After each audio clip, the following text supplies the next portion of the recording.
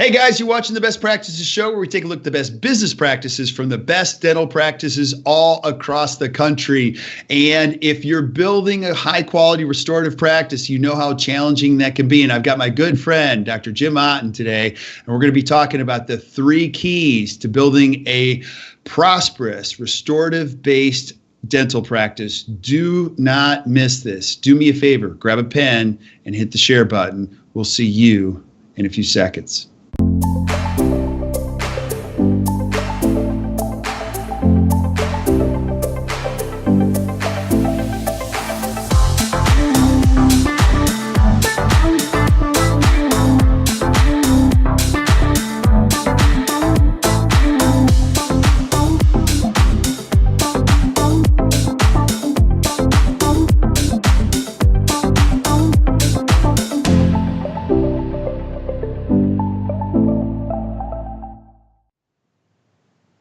Hey guys, welcome back to the Best Practices Show. Thank you so much for watching. Like I always say, we are having so much fun doing this. So keep sharing, keep watching, keep giving us feedback. We love it. So over 18,000 followers on Facebook and over 45,000 on iTunes, which is just insane. So if you're watching these shows, don't watch them in the car, listen to them in the car. People tell me that all the time. I watched in the car. I'm like, don't do that. So I've got my good friend, Dr. Jim Otten. You're going to love this today because building restorative practice is always a challenge. And so, here, do you have that on? You got the audio on there? So, all right. So here's what we're going to do. I've got a couple show notes. If you're watching this, we are shooting this live on Facebook. So as you have questions, feel free to add the questions to the feed. And as they come up, I'm going to ask Dr. Otten the question. I'll give it directly to him. So we'll get the answer while he's here on the show. If you have the question comes up later on, even after we're done, add the question to the feed and you'll see he's really good at getting back to you because we want you to get the most out of these shows as you're watching them, bring them back to your practice. Now, my guest today has been a good friend, great mentor of mine for, I think it's been 17 years I've known you. I moved to Kansas City. I'm a big fan of what we're going to be talking about today, which is reaching out, finding mentors. And I asked everybody, I'm moving to Kansas City, and at the time, people are like, well, you got to meet Dr. Otten. So I drove over there. I said, I guess I got to meet you. And you pulled me in, and we've been good friends ever since. And you taught me a lot, a tremendous amount. And you're going to see that today. So if you're watching, you'll see that come alive. But Jim, I know who you are. You're on you've got numerous faculty and advisor positions. I know who you are. But if somebody doesn't know who Dr. Jim Otten is, give us a little background on who you are. Well, first, I got to thank you for the opportunity to do this. I learned way more from you than you had learned from me, and I've always been grateful for that relationship. I remember my front office person coming back to me, and my business people know that the one thing I don't want to be is interrupted, when with a patient and when I'm busy. But the front office person I had at the time said, there's this guy here out front. He seems like a pretty interesting fellow. Would you just take a minute to talk to him? You just walked in my office. And that was the beginning of the relationship. You just showed up, and you had to be somebody special to get by Lisa at the time. And it turned out to be that. So, we're going to talk about mentors and mastery and concepts like that, but you're a great mentor to me too, and one of the people I treasure in my life, and I've learned so much from you. I'm so proud of all that you've accomplished, and so proud of you bring things together.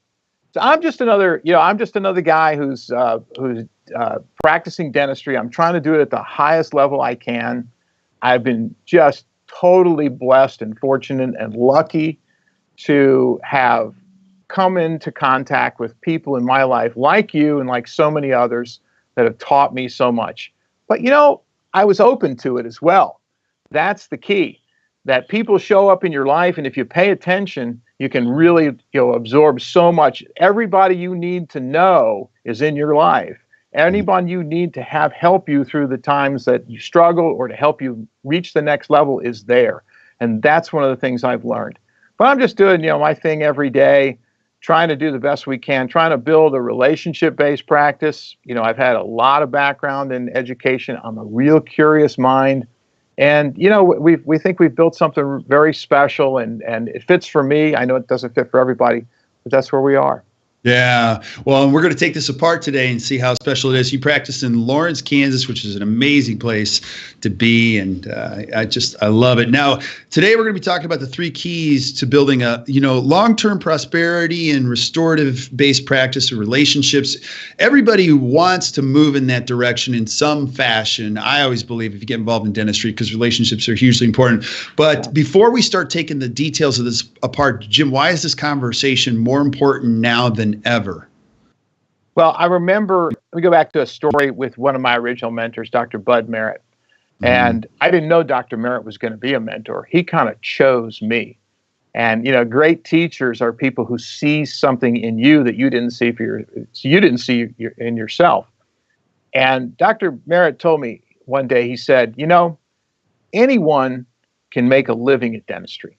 Actually, you could be pretty mediocre and make a good living in dentistry. So you've got to want to do this for other reasons than just financial. And if you really want to learn and you really want to differentiate yourself, you really, and your practice, you really have to work at this. You really have to create a vision for yourself.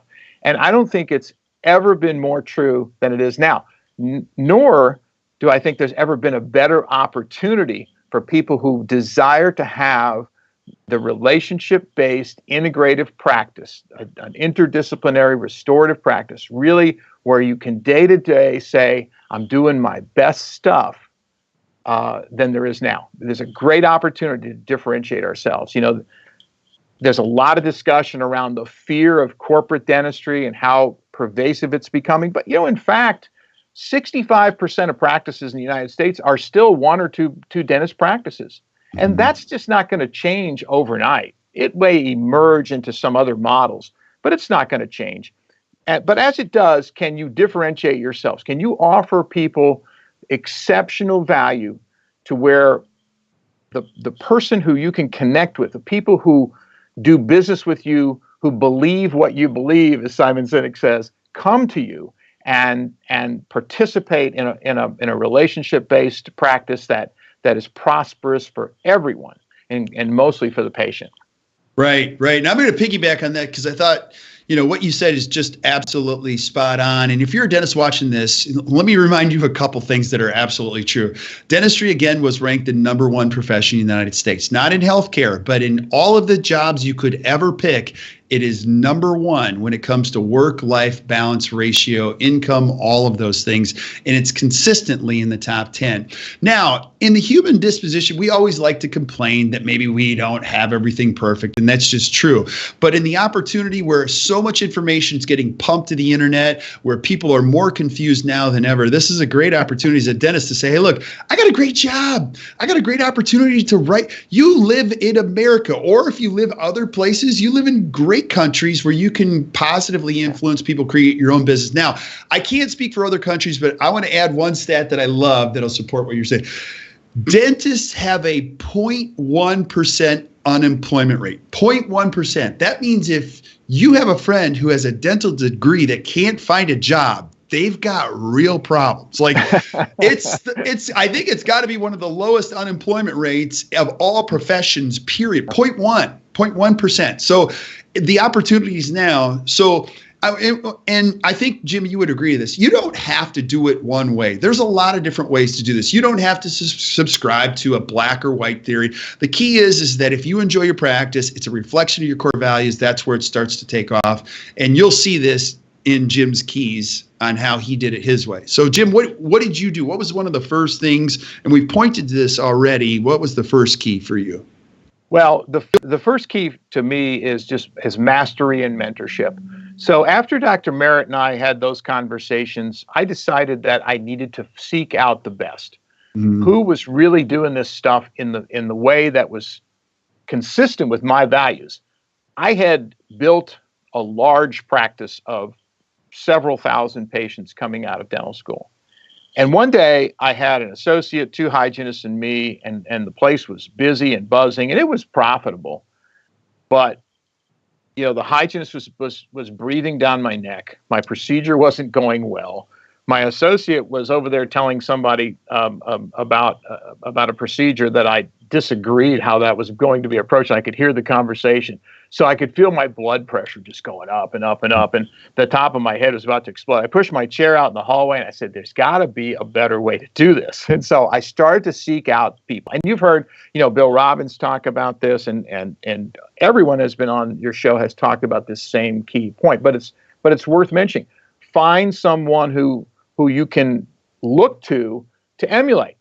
And I think there's several characteristics that are really important when you start thinking about mastery, and that's resiliency. Resiliency, I think, is absolutely the key core competency one has to have. You've got to be able to overcome the social pressure, the internal pressure that you sometimes create for yourselves, and have the courage to move in the direction that you see fit for yourself.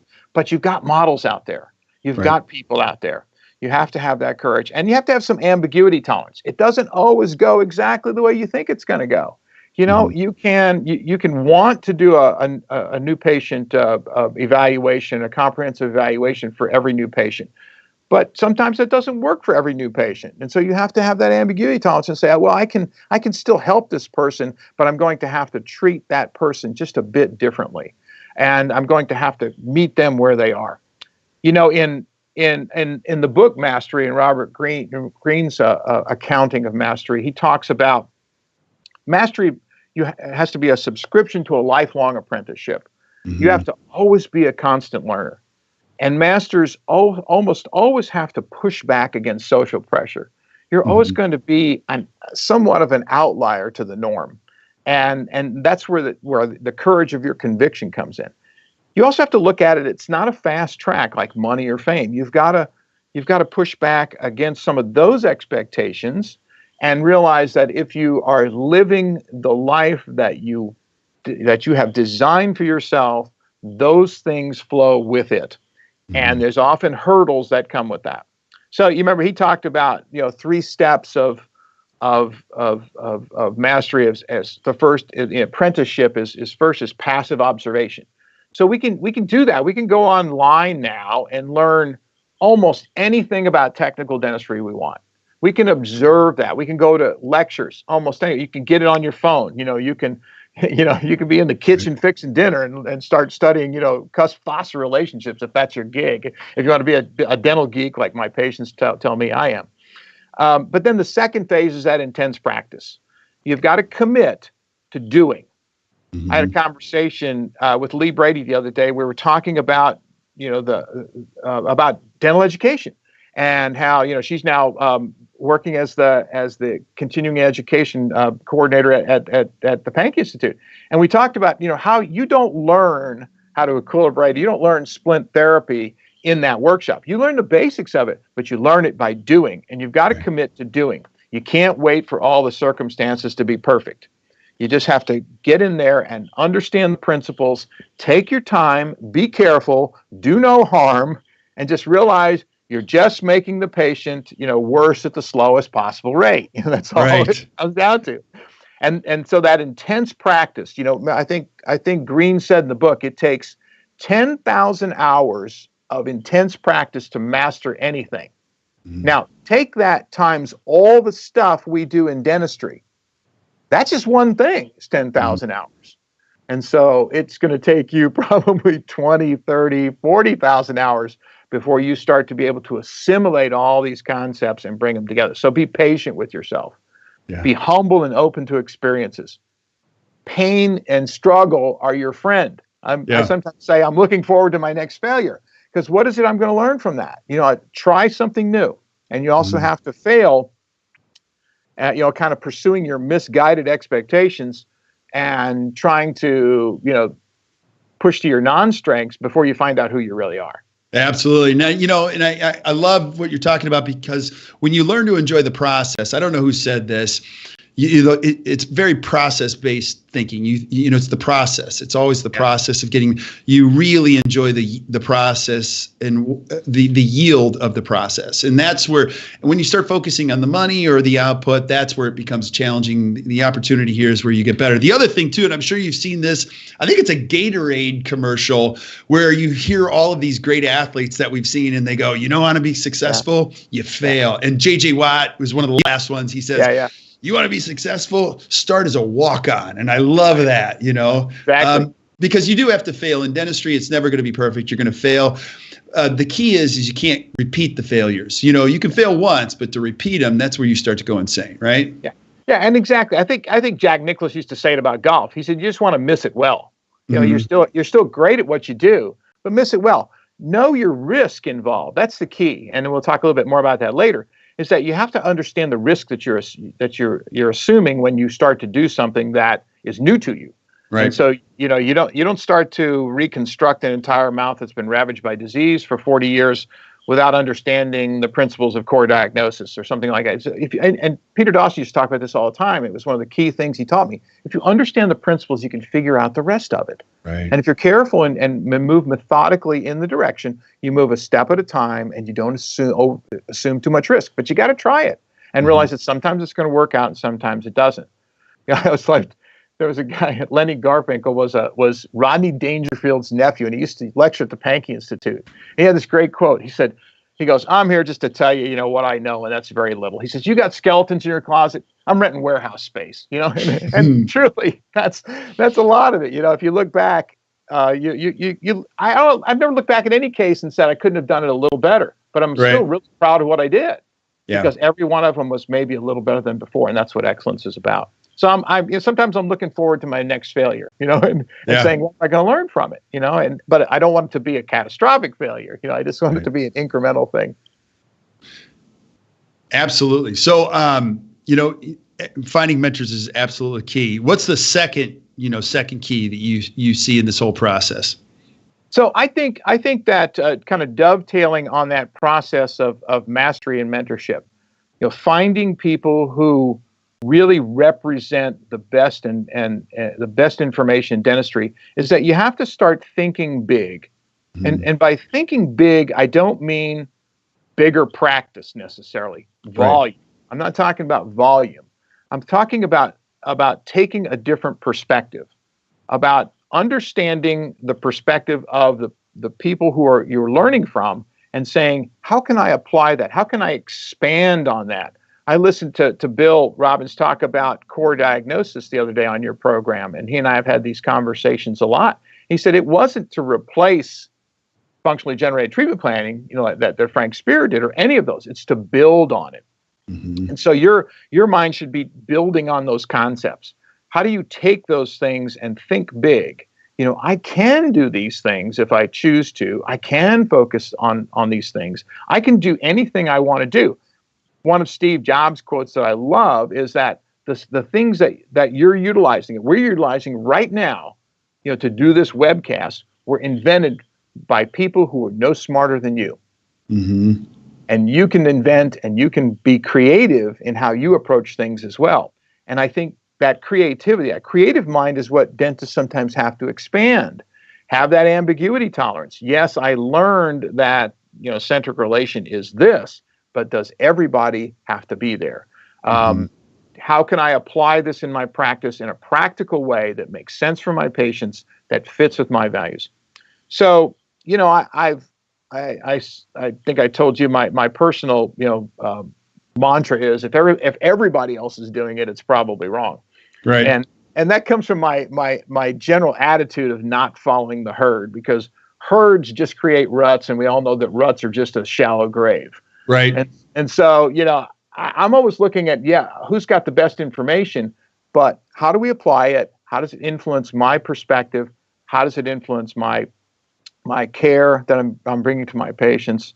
And how do I use a curious mind to create, you know, a better system, a better platform, a better diagnostic process, a better environment, create more value? So thinking big, I think, is important. Thinking laterally, not just systematically. not just linearly. Think horizontally. How can I broadly apply this and really make a difference in somebody's life? Yeah. And I think as we think about restorative care, this is where it's coming down to, is that we've got all this information coming at us, bombarding us from every direction. And we have to be able to sort through the noise and say, what's really important, what's really applicable, and how do I translate that into my practice? Yeah, I was just talking to a younger dentist before he jumped on here, and I told him, because he's looking at starting his own practice, I said, one of the greatest gifts that you're going to give yourself in this profession is just driving to work every day. You get out of your car, you walk into your building, you go, this is the way. I love this. This is the way I do it. It's good to take all this information. It is. But then ultimately, you've got to turn it in which it's a composite, a true composite of what you want to see every single day. And that's when it really starts to take off. That's what we consider compounding momentum in any practice. So love what you're saying here. Now, you have a lot of examples. Like this is not without struggle, because people, I think one of the things that people say, oh yeah, you guys, all these people you have on your show, it's like they got successful. I'm like, no. They lived 9 lives getting to this place. I mean, there's a considerable amount of struggle that happens in this whole process. And you've had plenty in your practice too, right? Sure, absolutely. And again, you have to look at the process and say, I'm going to be comfortable with this. I'm going to have to try new things if I want to grow. I think one of my favorite quotes is a Descartes quote, the philosopher. It said, if you are to seek truth, at some point you will have to deny all things to the largest extent possible. You have to question all things. And so you have to be able to look back and say, what did I learn along the way? So, for example, I haven't been party to an insurance contract since 1989, which a lot of dentists listening weren't even born. So it's been a while. But I took a bold leap at that time. I didn't do it well. I totally flopped. Yeah. I just told everybody I'm not doing this anymore, and that wasn't really the right way to approach it. My practice dropped about 30% like that. I went, that wasn't so smart. Right. But it caused us to rethink how we communicate. It caused me to think differently about my personal leadership and behavioral style. Why did I jump to that so fast? And why wasn't I more deliberate about how to do that? And then it also taught us that also we can come back. Right. We lost that, but then we regained the income from that loss within 8 months. It was a short-term thing, and then we could overcome that. That was just one example of many. If we're learning from our failures, we could go on all day. That might be a whole different practice, maybe the worst practices show. Don't do this. The worst ideas show. Anyway, yeah. And then the other things too that I think are important for dentists to realize is that when you start learning from different masters and learning from some of the best people in the profession, you still should question them.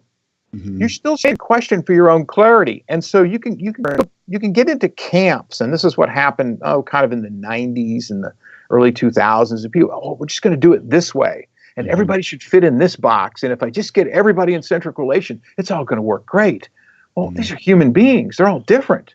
Right. They'll change. And so, there's good validity in some of the learning. But like Dr. Dawson used to say, if you're going to quote me, date me.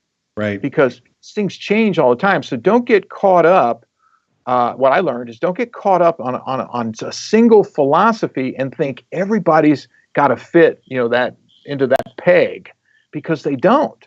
And I think the more you learn about all the wonderful things that are available to us to improve the health of our patients and not just do the mechanics, you realize that so powerfully.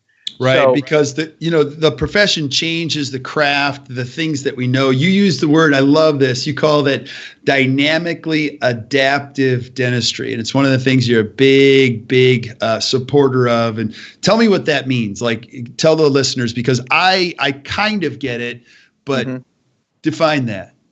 So let's talk about in the context of the third point, which is the becoming a master diagnostician and an integrative practitioner. Now, I don't make any bones about this. I'm just representing, the smaller relationship-based practice, because I believe meaningful change still happens, like my friend Gary DeWood says, one patient at a time at the chair. Right. We do a lot of stuff in social media and web presence and SEO and SEM and all that marketing to drive people in. But meaningful change still happens one person at a time at the chair, at chair side. So I think becoming the master diagnostician and an integrative practitioner means that you start to look at your patients a bit differently. I think it means that you stop being a provider. You want to really upset me, call me a provider. I'm a professional, I'm a doctor, I'm a teacher, I'm all of those things. Don't start minimizing me as a provider. And I don't think any dentist that's watching this should ever allow somebody to call them that again. I think it's the worst insult that's ever been put upon us. Set yourself apart. And we're caught in this trap of being a provider, because then it fits in this insurance game, which is a commodity trading business. And I don't think the future is in the commodity trading business. I've tried to compete saying my implants are better. I've tried to compete saying my cosmetic dentistry is better. I think our stuff's really good, but I know there's other people out there that are really good and some even better at that stuff. But if we're going to get into this competition about the hardware or about the procedure, I think it's a losing game, because that's where the corporate entities go. That's where the large volume practices go, because they have to compete on stuff, on hardware, on treatment. So to me, and it's just my personal opinion, but in this type of practice, the insurance game's a dead end street. That's why I backed out of it a long time ago, and I've not ever gotten back in it. It's not been easy sometimes, but I didn't.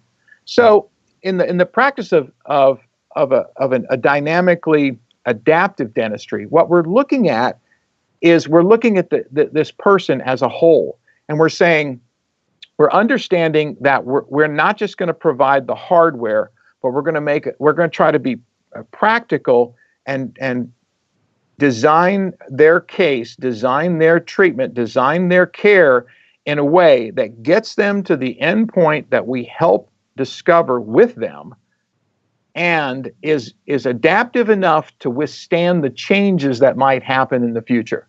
Right. Because what you find out is that, no matter how great you've got that case and how pinpoint you've got those cusp-sponsor relationship and how you think that joint is stable, sometimes it's not. And so you've got to think about cases, individually, every patient one at a time, and say, what's their susceptibility? What's their level of adaptability? Where have they maladapted? And how can I make this more adaptive so it gives them the best chance to deteriorate at the slowest rate possible? Yeah, and the truth of it is, too, also, is these people that you're working with are going to be living longer. 1 in 3 babies that's born today will actually live to be 100. So no matter how good of a clinician you are, there's forces you can't see. I mean, you're going to be managing forces that are beyond your control. We've got biological implications. We've got airway now to consider. We also have aesthetic challenges. You've got periodontal, so there's a lot going on there. So I think the ability to think on your feet as a dentist is going to be incredibly important. And then how'd you say that? I love that. Lower the rate of deterioration. I know where that thinking, who started that? Was that Barkley? Bob Barkley. Yeah, okay. Bob Barkley. Yeah, we're just making the patient worse at the slowest rate possible.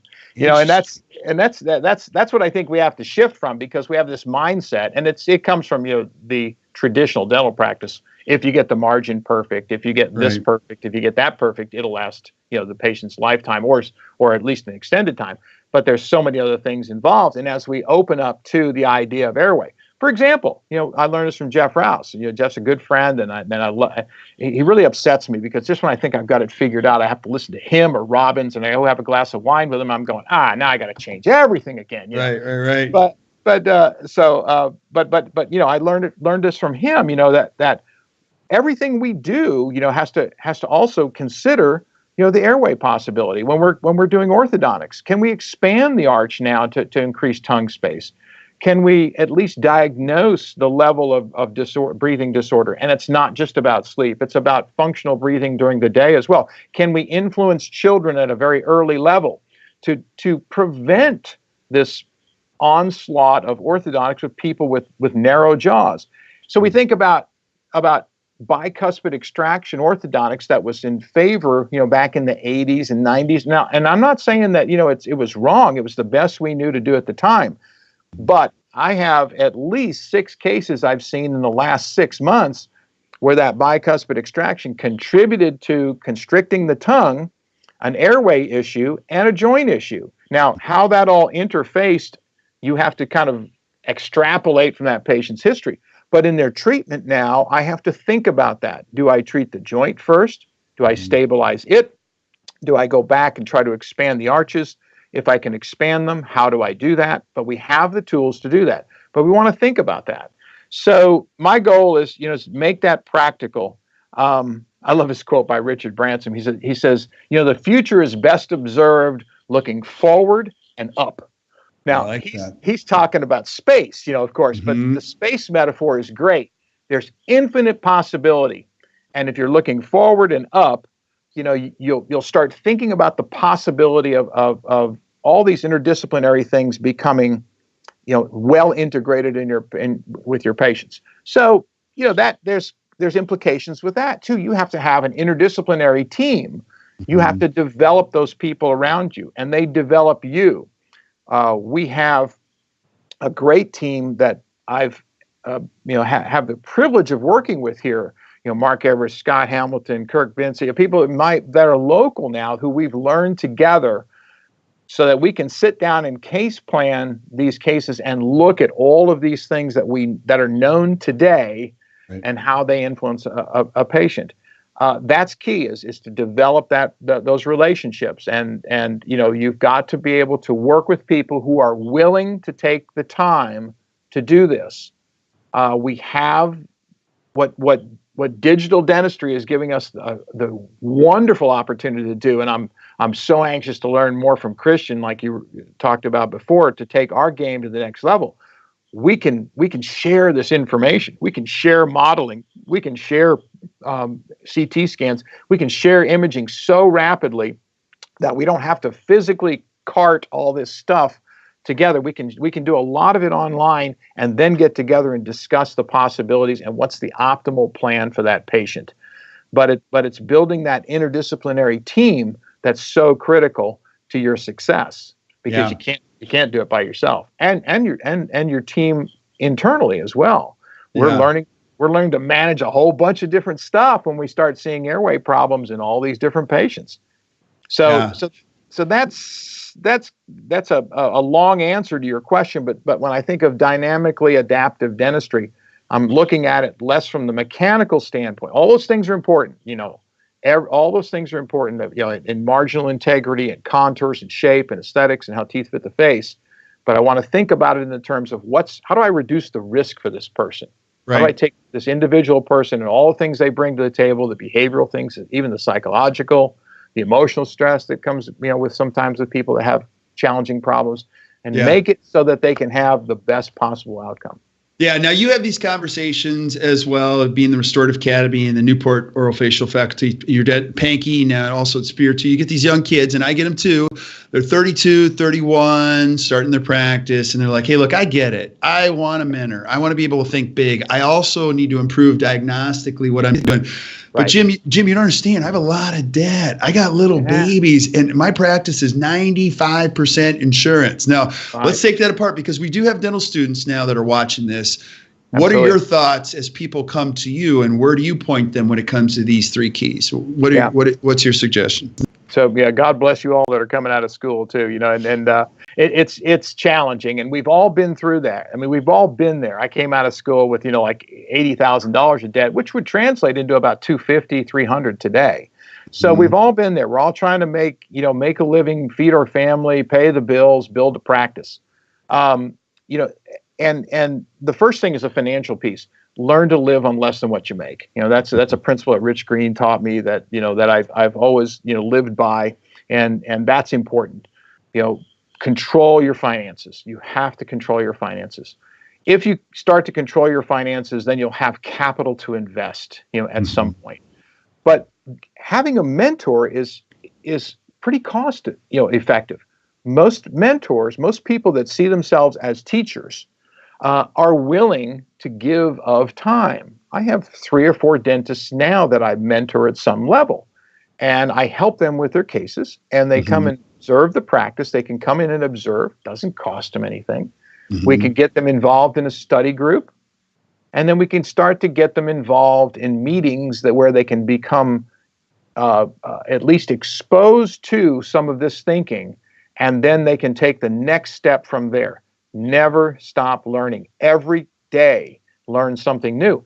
Right. And you've got resources online too. That the digital platform at Spear, you can learn a lot just getting engaged in that, and that's not a huge investment. And other places have those too. But that's probably the most developed right now. Right. And let me piggyback on what you just said, because mentorship, and I think you would agree with this, is different than it was when I got started. Because when I got started 20 plus years ago, there were words like preceptorships. And then a dentist would come and find you and say, because I can remember a long time ago, they'd say, hey, come to my office on Friday.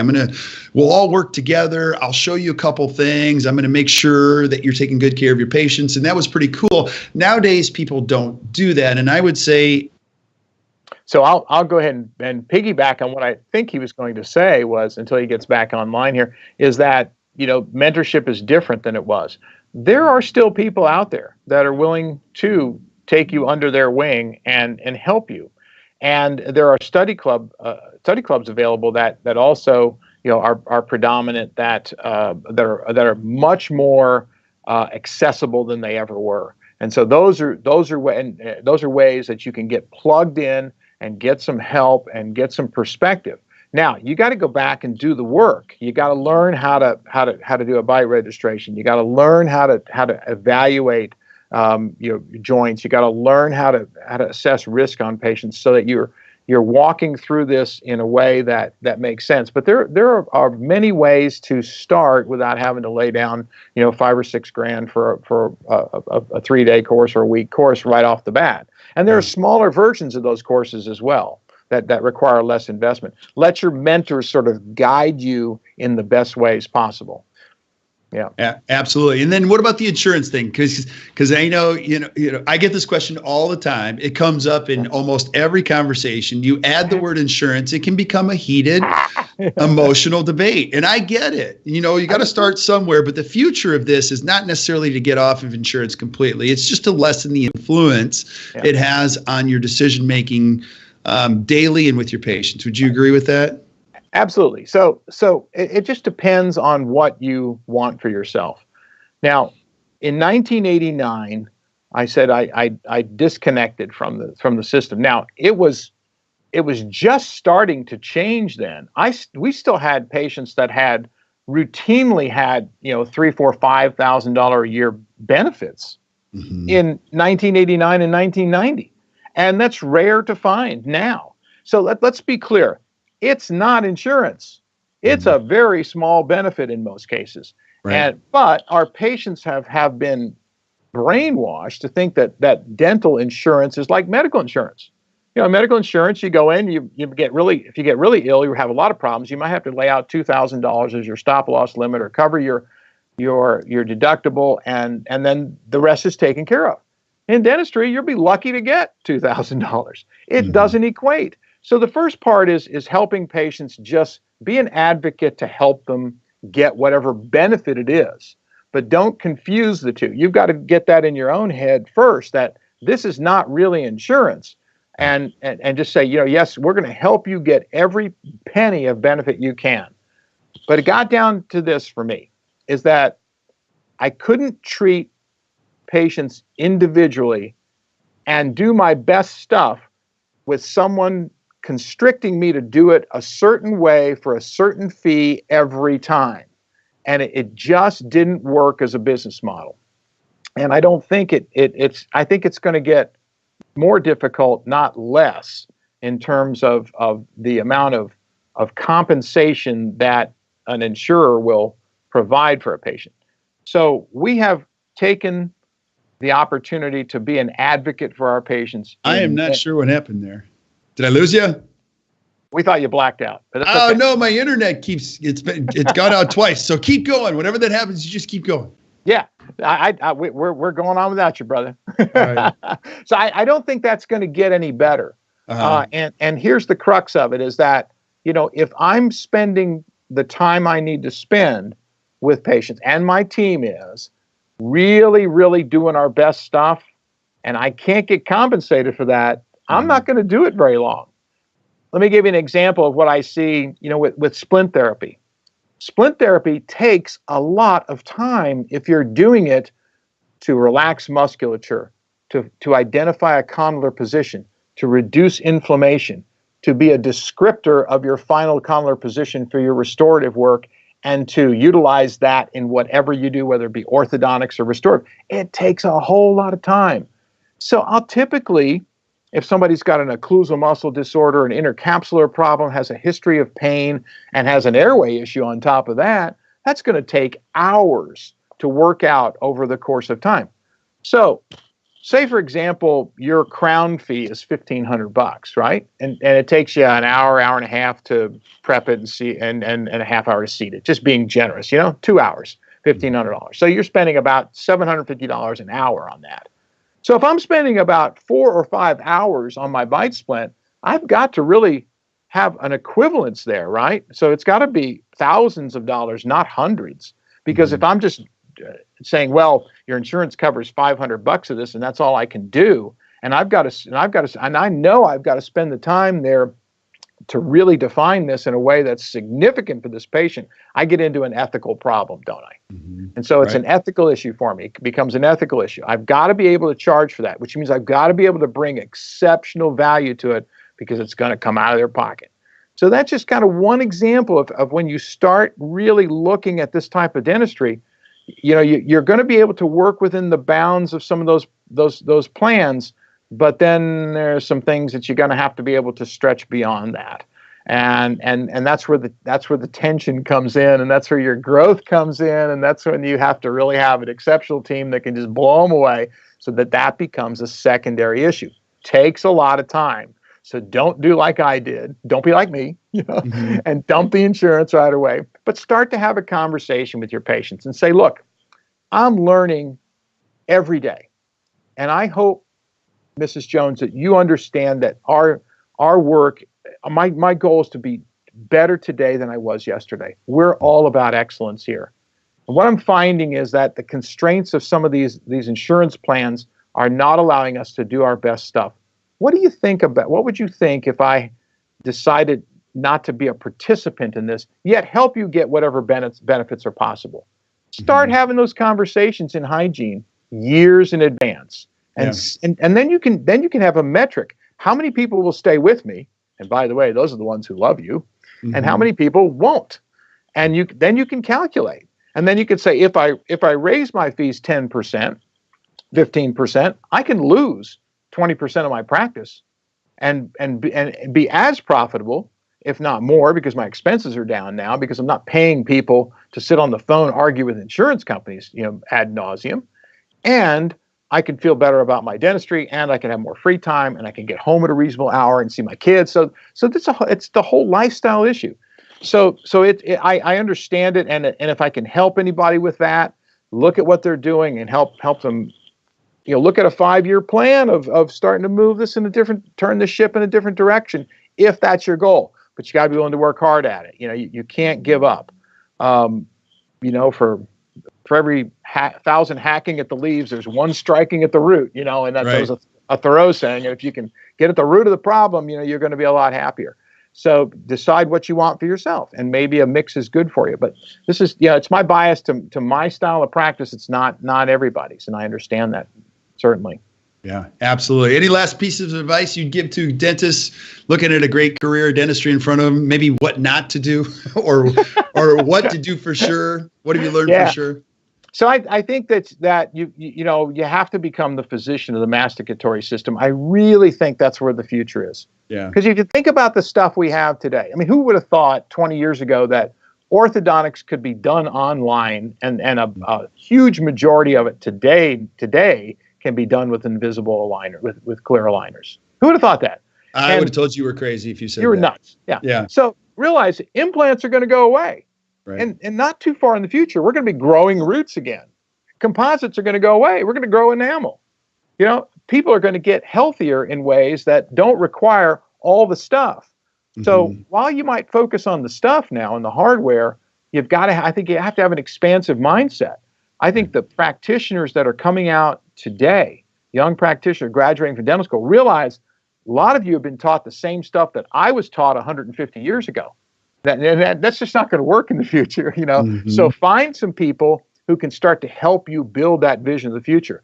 I think your value is going to be created, you know, in what you can do for your patients and working in a collaborative effort with them to design care that's appropriate for them. To build a wellness model, because that won't go away. Yeah. You know, care, skill, and judgment won't go away. The hardware will. Articulators are going away. It'll be all online. You know, I could design the case online, you know, in a matter of minutes now. It's awesome. You know, that'll all go away. So it's not, you know, how to set the articulator anymore. It's just how to get the jaw to track and put it into digital form. So that's all going to go away. So think, you know, how are you going to stay ahead of that curve? And I think Dr. Dawson said, become a master diagnostician, become the physician of the masticatory system, and stay on top of that, forward looking and looking up. Yeah, very well said, buddy. And like you did for me, if you're watching this and you're struggling with what the future looks like, find people like Jim or others in your community. Say, hey, look, I need your help, because here's what I'm thinking. Tell me a better way to think about this. Because when you get your thinking right, you can now put all the systems in action and your game plan together. So, Jim, I know you do this really well. You've done this for me and a lot of young dentists that I've sent over that want to watch you work. I'm going to say your email address for those that are listening to iTunes. It's jotten@sunflower.com. You love questions. You love engaging with other people. So if you need, you know, you're always there to answer any questions, correct? Yeah. They can find you. Also find you through your website. May not get to it real fast, but I'll get back to you. Yeah, so we'll get back to you. When you got 36,000 people listen to this, you know, I can't handle all those in one day. Neither can I. So let's do this, Jim. Stay on for just a second while we say goodbye to everybody. But thank you guys for watching today. If you enjoyed today, do me a favor, just hit the share button, share with your friends. We love great information like this to get out and protect this profession we love so dearly. And keep sending us suggestions for shows you want to see. We'll do them as best we can to get them on here. And until we see you next time, keep watching the Best Practices Show. You guys have a great rest of your day.